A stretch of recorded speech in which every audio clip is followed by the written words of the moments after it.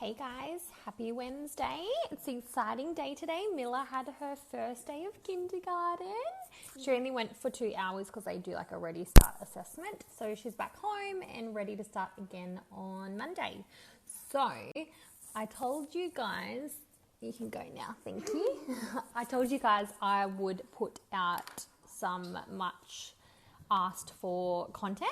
So that's what I'm going to do, and I was putting together some key points that I thought you might be interested in to do with how we had a $5,000 launch in the quick time that we did it in. So I thought I'd break it up over the next couple of days. I think I've got like 1, 2, 3, 4, 5 pretty big points of what we did exactly. So I'll break it up and I'll share a point every day, and then I'll put it all together in a blog post or an article on the website or something, so you can just refer back to it. So the first thing that we did is we set a date. So I gave myself about 6 weeks from when I had a couple of samples that I didn't end up going with until the launch. So the 1st of September was the launch, and then it was about 6 weeks before that, in August, middle of August. Does that make, no, July, August. Anyway, 6 weeks before the 1st of September, that's when I launched. Why did I give myself a date when I had so much to do? It was because I knew if I didn't give myself a date that I would just totally not, like I'd give myself every excuse in the book to delay that, and anything that come up, I'd give myself permission, I guess, to kind of back out of it. So by kind of not giving yourself a launch date, you are setting yourself up for failure, I feel, because like I said, if something stuffs up, it's like, oh, it's okay, nobody knows about it, so I'll just delay that as much as I can. So I gave it was about 5-6 weeks. So what I did, which I don't recommend anybody does, is I winged it. I had samples, but they're not samples. So the samples I had, I decided not to go with them because they were all shit quality. Like, they were just flimsy. They're what you see for sale on eBay for like $10 or $20. And Amazon, they were just really, really shitty quality. So I was like, no, I'm not going to go with any of them, and decided to give my date of 6 weeks, despite not knowing what supplier I was going to go with. And I thought, at the end of the day, what's the worst that could happen? I have to tell people that I'm going to delay it a little bit, but at least I had some kind of deadline to go by. And why I don't recommend winging it is because for some people, it's going to take a long time to go back and forth. Like, you might need to make changes, and then the supplier has to redo that, send it to you. It depends how much time it's going to take on their end. Like, for our glasses, normally it's like, it can be a 3-month wait, but I was just lucky at the time. I wasn't ordering as much as I'm ordering now, where I have to get my own, like, custom orders kind of thing. And I was just lucky that they had it in stock. But yeah, a lot of the times it's not like that, and giving yourself 6 weeks, depending on the kind of product, can be very, very risky. So that's why I wouldn't recommend winging it. And then what did I do? Oh, so then when I had my date as well, I made an Instagram. I put it up on the Instagram page that when we were launching, I made a website, and I had a back end on the website. And I had an app connected. What was the app called? Countdown timer or something like that. And so when people went to the website, so I made the glamourglasses.com.au. When you went on there, it said like launching, and then what date, and it had a timer on there. So it was launching in like 10 days, 2 hours, and whatever seconds.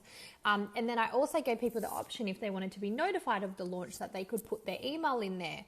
So by the time it came to launch, I already had all of these people that were waiting for me to launch. That really sets you up for a really, really good launch. So that's why I definitely recommend it. A lot of people don't like do it that way. They kind of wait until they've got the product and then go for it. But yeah, I attribute. So the next point that I wanted to share with you of what we did was similar to what I talked about yesterday, and that is that we put out content as soon as possible. So once we had our Instagram page set up, once we had our web page set up and we were working on that on the back end, we were then posting things to Instagram. So we looked at who our audience was, which I'll talk about over the next few days. But once we found out who our audience was, and that was women, like we wanted to empower women. I wanted to kind of speak to women, like ambitious type of women. So I was putting out things like content and posts about what, like things that would attract them. I just lost my train of thought. So inspiring things, motivational quotes and things like that. So looking back on the account, it was a good few months before I even set the launch date that I was doing that. So we'd already gained, by the outcome launch, we'd already gained a whole heap of followers on those pages. I think we had maybe 1,000 or 1,500 or something by the time that we had launched. So yeah, like I said, it's like everybody else waits until they have a product. They wait until they've launched before they put out any content or share anything. And we did that differently, and that's what, one of the main things that I attribute to our success. So we weren't posting every day. I don't believe that posting is necessary. If you think about how much time you spend on stories and how much time you spend actually scrolling, I would believe that the majority of your time would be spent on stories. So that's why I wasn't posting every day, but I was showing up on stories, and I was sharing the process, what we were doing, the behind the scenes every single day. Even when I didn't know what I was going to talk about or say, I was still showing up every single day for a good, I think it was about 2 months before we had gone to launch. So yesterday, what did we talk about? Setting the launch date, and then Hey guys, so going on from my last 2 days, this point, I would have to say, is probably the most important, the most crucial to the success so far of Glamour Glasses. And people are forever telling me that this is the reason why they think that Glamour Glasses is different and stands out amongst all of the other businesses online. And this is sharing the process. So if you followed me since launch and pre-launch, you would know that I've shared everything with my followers. I've done live unboxings of the product before I've even got them. If I've been upset, I've let you know why. I've let you know what we're up to. I've asked you guys advice. I've let you guys in on the process of our packaging and helping me decide what to go with. Everything possible, I have put it on here, and it is honestly, I think, what makes Glamour Glasses stand out from other businesses. And if you follow Gary Vaynerchuk, this is exactly what he talks about, and just sharing content. And you might think that it's boring, but to other people, they're interested, they want to see the real life, they want to see what's going on. And you know what, I think about bigger brands like, I don't know, like big brands. Imagine if they shared what was going on behind closed doors. Like, what if they were sharing their issues, or what if they were sharing this is what we're working on at the moment? I think that would be so intriguing. So that's definitely what we have done here, and what I would recommend for you guys as well. And in saying that, it's not easy.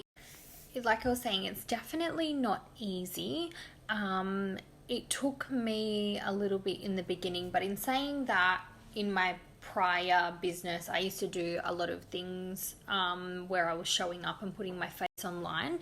But in the beginning, it was so hard. I was so scared. I was so scared of what people were going to think, and I was worried about the reaction I was going to get, or people calling me out for saying like, or maybe in my own head, I was thinking, who am I to speak on this issue or talk about this? And I think at the end of the day, if you can overcome that fear, I mean, you won't overcome it, but you can push through it.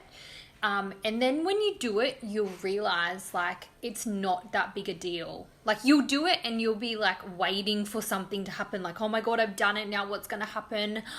And then you'll realize like time will pass and you'll be like, shit, like nothing happened. Like literally nothing happened.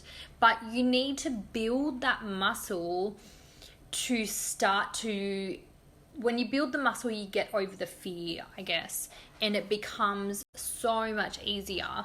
But showing up consistently, like was that yesterday's post, that was like putting out content, but being consistent with it, and showing up. And I mean, I get it. I know why people don't want to share things online. Like some people are private, some people are just worried what people are going to think, which fair enough. Like the internet is so full of trolls and negativity, and I'm really lucky that I haven't had that just yet. But in saying that, I think I'm nearly up to 5,000 followers. I'm sure when I hit bigger numbers, there's always going to be people that are going to give backlash no matter what, but at the end of the day, that says more about them than it does about you. So I guess you've just got to try not to worry about it, I'd say. But yeah, you definitely build up that muscle, and if you can overcome that, your business will be in a position that most other businesses aren't in. By not sharing it, people, I guess, are missing out on that. That's where the good juicy. So if you haven't noticed, I'm obviously pre-recording these and I'm not wearing the same clothes for 2 days in a row. But the next step I was going to talk about is finding your audience. So for us, we were looking for pages with similar target market to us. So our niche, I guess, is ambitious women. So women who are in the workplace and they want to work up the corporate ladder, or women who are wanting to work for themselves, or women that do work for themselves and have their own business. So in either of those three categories. And what I did was I went to pages like Business Chicks, Like-Minded Bitches Drinking Wine, and I started following women who followed those kind of pages, because if they're interested in those things, then they'll also be interested in what I was sharing. So the value that I was offering by sharing everything, I guess, behind the scenes and giving tips and all that kind of stuff. So that's how I probably gained my first 1,000 followers, was by doing that. I have to say Instagram is extremely hard compared to how it used to be a couple of years ago. It is tough, but you just got to keep at it. You would also know that I do like a lot of competitions, and ones like influencer giveaways. So they go out to an audience of thousands, and that's a good way as well. But a lot of those, I guess, customers, they some of them do drop off because they're only there for the competition. Other things we did were we sponsored an event, and while we didn't make a huge amount of sales as a result of it, it was good branding exposure. And then we used influencers as well. So micro influencers, we sent out free product, and I still do that in exchange for posts and stories, but you need to be careful. We haven't had a huge deal of success. You need to be very clear with influencers. In saying that though, the right influencer can be great, but with the amount of fake followers and comment pods. So a comment pod is when a group of similar accounts, they all get together and they say, oh, you know, we'll comment on each other's post, so it's not like genuine kind of interaction. I guess like they're not customers or random people, they're all organized in a group to do that. So it can be difficult to kind of know who's best for you to use. But in saying that, if you can get the right kind of influencers and make it very clear of when to post, I'm still waiting on some posts from influencers back that I sent out product end of November with no reply to messages. So it can be a little frustrating.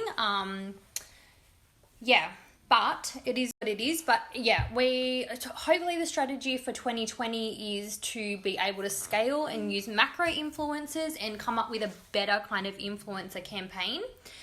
But in saying that, you kind of can't do that in the beginning because, you know, it could cost $2,000 to $3,000 for an influencer that has like 100,000 followers. So it can be quite pricey, and it's not normally something that can be afforded to be done straight off the bat as a startup.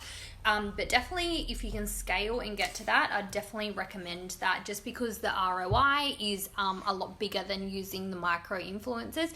But in saying that as well, I've said that a lot in saying that.